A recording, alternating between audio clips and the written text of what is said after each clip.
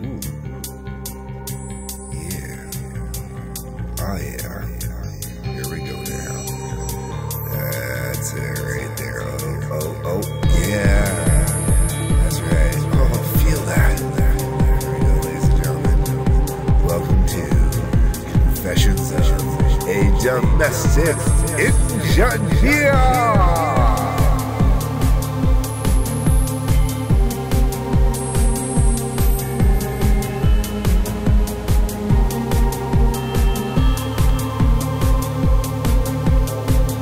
I guess this is a part 2, so welcome back, everybody. So in the last episode, I was talking about problems with the music industry. I went into 4 specific ones that I see as huge issues. One is the way that albums were produced, being that there was too many large albums full of too much filler, not enough singles or EPs, especially in the 80s and 90s, and once compact disc came out, that wasn't really an excuse. Next major issue was not giving bands the chance to grow and expand and become more diversified. Being, you know, when you look at someone like the Beatles started by releasing singles. That's how they started. They grew off those singles, then they released albums, and then they grew and they blew up from there. They were given multi-album deals also to grow and not expected to release, you know, 1 million albums off their or 1 million sales off their first album. Unlike today, where that's automatically the case. Venues. Venues were a huge issue with the fact that there really is a lack of them nowadays. And then the last one I got into, and I touched on kind of shortly, didn't get into too huge, was radio and the fact that radio is owned and controlled basically by like 5 companies. Let's get into how we could fix the music industry easily just with this. First thing with fixing the record industry is, as difficult as it might sound, we actually need new startup record companies. We need new.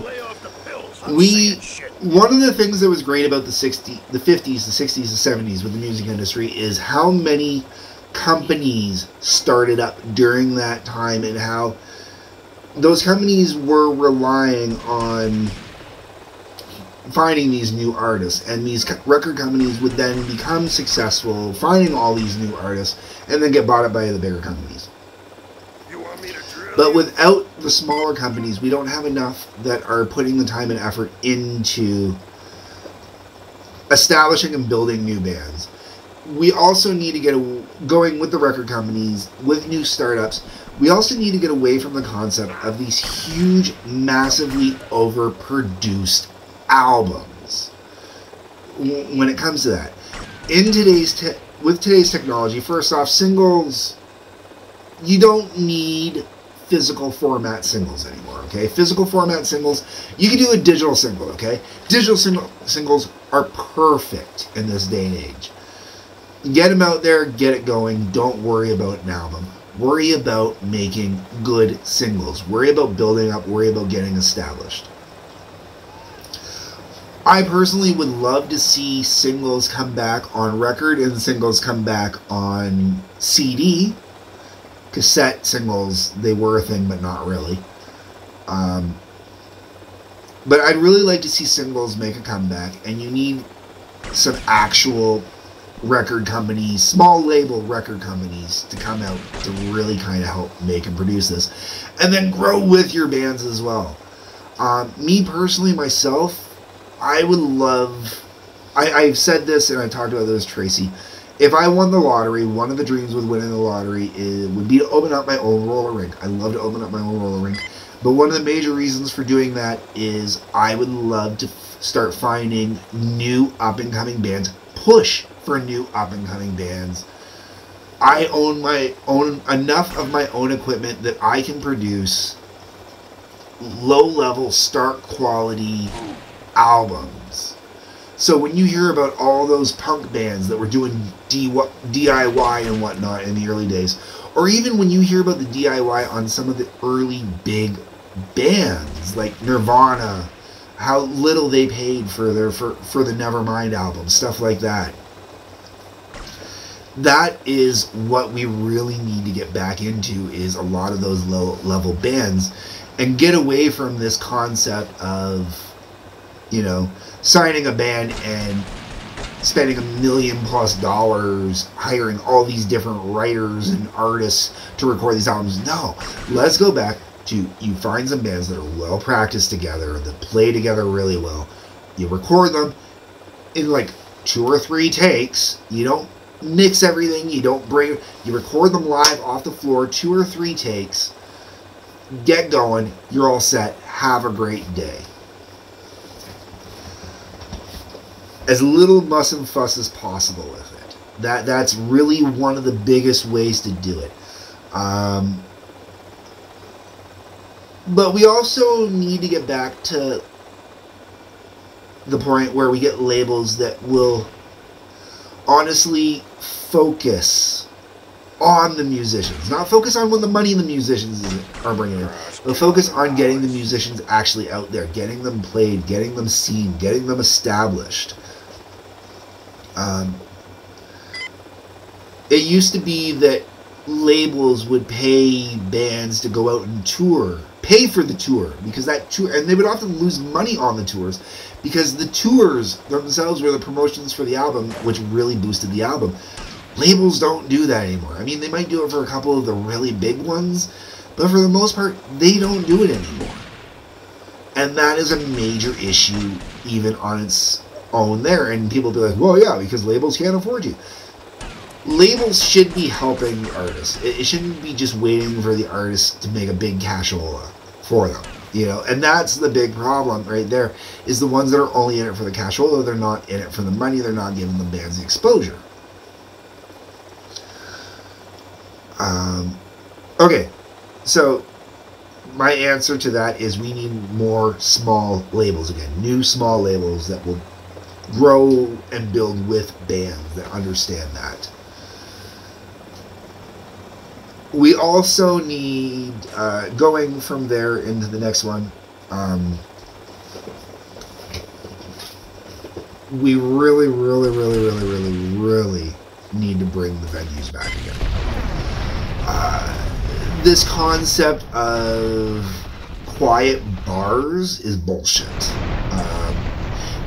In the city of Windsor, we do have some bars that bands can play at, but we really are very limited. Like, I can think of 4 bars off the top of my head that 5 bars, sorry. 5 bars off the top of my head that bands can and do regularly go play at. 2 of them are fair-sized, legitimate venues. One of them is kind of a mid-level venue, but they only ever take in cover bands. They don't do original bands. And then the other 2, if you're a mid-level local band, you can get into and get booked. But being a beginner band is a lot more complicated. You usually need to go on in somebody else's coattails. And that's a real problem. We need more little venues. Like I had mentioned in the video previous to this that, you know, a lot of the punk bands I knew, we had a good punk scene. When we had a good punk scene, there were, you could find on average 3 to 4 venues at least that would cater exclusively to the underage punk bands. And, I mean, the bands were not making any money. They were just getting out there to be seen. But these venues they were playing at really weren't making money either. So it was a valid balance. But they were at least getting exposure. And when I say these venues weren't making money, I mean they weren't making a lot of money. They were making money, just not a lot. You know, they were able to, like, kind of keep the doors open, and that's it. But we need venues that are willing to do that again, willing to bring in younger acts again, willing to have basement punk venues, you know? Like, I remember watching the Radioactive Schoolgirls play in a basement that had to have been jammed with at least 30 people or more. And it was not a large basement. It was by, you know, it was about the size of my basement in my house, really. And I mean, there was nowhere to move. You had to squeeze past everybody. We were definitely breaking fire codes. But it was a venue to play in. And they did. So we really, really need to bring back these venues. Just because it's a problem not having them. It really is a problem not having them. Because there's no room for growth, which goes back to something I skipped over there, and that is no one is letting bands develop and grow anymore. Everybody wants to be a huge band off the gate. Even putting videos up on YouTube or whatever, putting music up. Like my band, my old band, which is now my production company, that Howl and Odyssey. I love fish. Music is available on YouTube. Feel free to check it out. Or his food on a plate, but his Does it have a lot of viewership on it? No. The numbers are really low. Is it upsetting the numbers are really low? Yes. But it was kind of niche style music, so I don't get overly upset with it. But I also understood that it was going to take a small miracle for one of those songs to go viral and to blow up. And there isn't enough support out there. The reason why I say this as an example, I had a friend who said, wow, you don't have a lot of views on your songs. And I said, well, did you hit the like button when you watched it? Well, no, I didn't hit the like button. I go, did you share the video? Oh, no, I didn't share the video. I go, and there's your answer right there.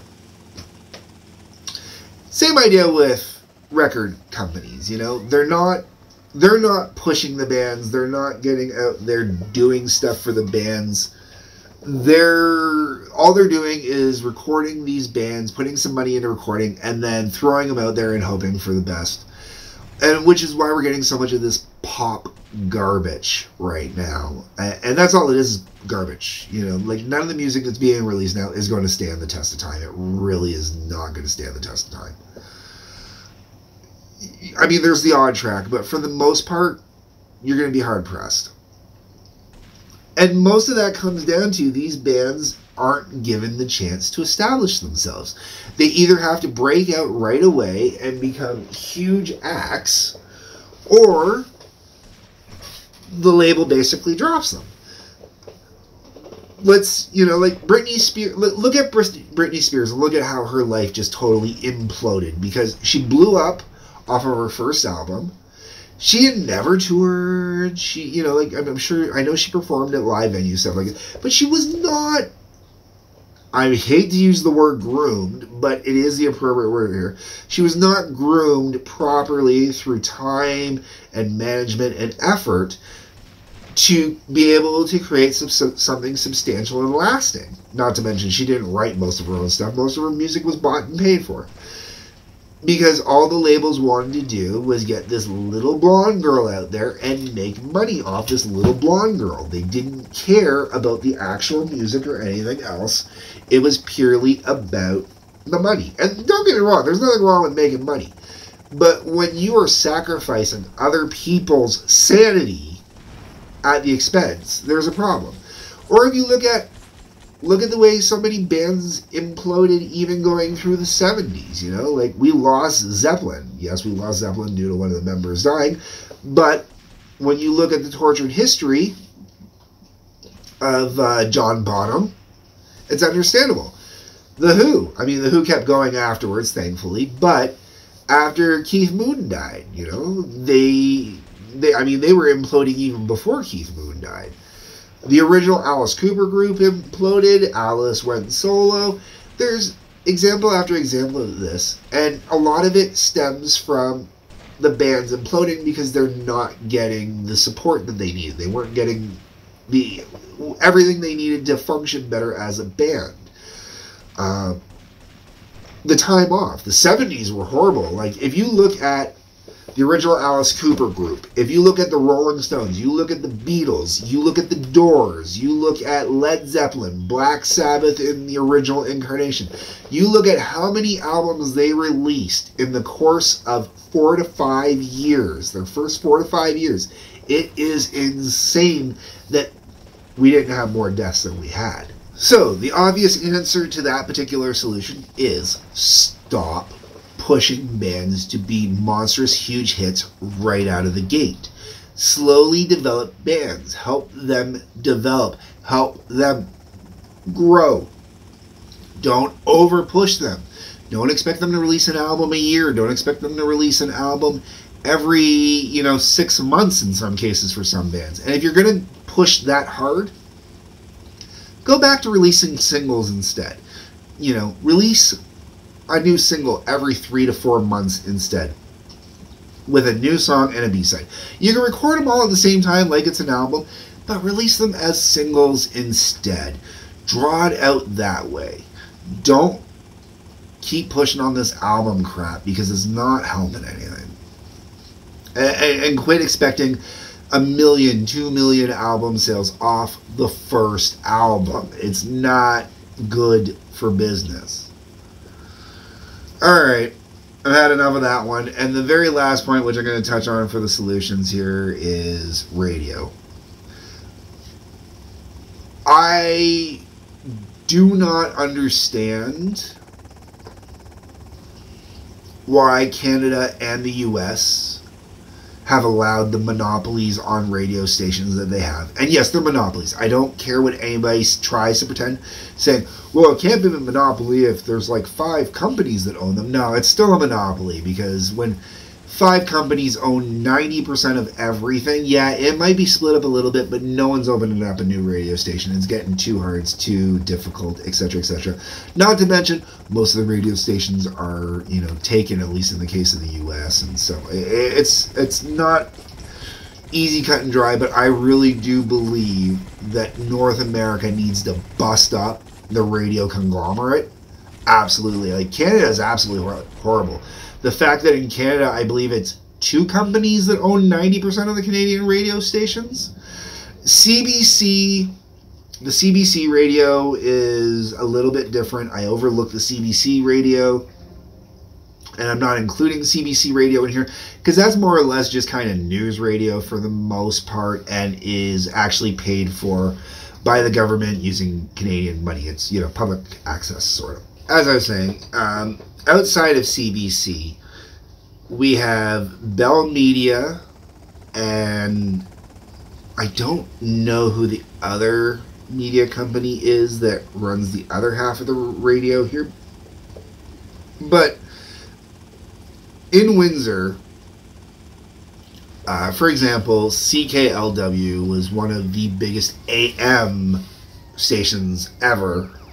One of the biggest rock stations ever. 1984, they tried to get permission to switch from AM over to FM. That unfortunately did not go through. They did not get approved, and CKLW crashed and burned as a rock station. CKLW eventually was bought up by Bell Media, and every other radio station that was part of that at the time, that conglomerate, because there was CKLW, CKWW, The River, and 89X, all operated out of the same building, broadcasting different frequencies, AM and FM. None of them exist anymore. I mean, the call letters are still there for CKLW and CKWW. The other 2 have changed names and formats completely, I believe, and that's only since Bell bought them up. Bell bought them up, let everybody go, because they're broadcasting from a central location, so they can just broadcast the same thing right across the country instead of diversifying for areas. Bell is Satan incarnate in Canada when it comes to media. Rogers is right behind them. I don't know if Rogers owns the radio stations or not. They own a lot of television, though, and a lot of other things. Rogers and Bell in particular are pretty evil in Canada, and the fact that they've been allowed to buy up as much as they have, I really have huge issues with the government. But the government also has used that to their advantage, because they've used it to manipulate the media and and spread a lot of BS over the last few years, almost last decade. So it really is a giant mess. So to summarize really quickly here at the end, because I want to be done with this, the 4 things we really got to do to start fixing music is we need to start supporting smaller bands so they can develop and grow and develop and become bigger and better at a bar level before we even start talking albums. Then, when we start talking albums, we need to start talking singles before we get into full albums. See if they can generate the necessary following to keep investing in them. But you can't do it just off the first couple. You've got to put a little time and effort into it. You've got to help these bands grow and develop and push them. Your A&R guys and your pencil pushers and all those guys, well, they are necessary. What you really need is the public relations people to really do a lot more to help push these bands. We need more public relations people that understand pushing the actual music, selling the music, not just selling this image, not just selling this crap and pretending.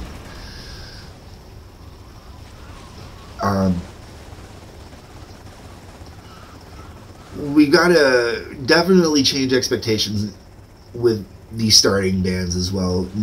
Stop expecting bands to reach 100 or a million views or 100 or a million listens or whatever right out of the gate. It's not going to happen. Build up a following. They need time to build.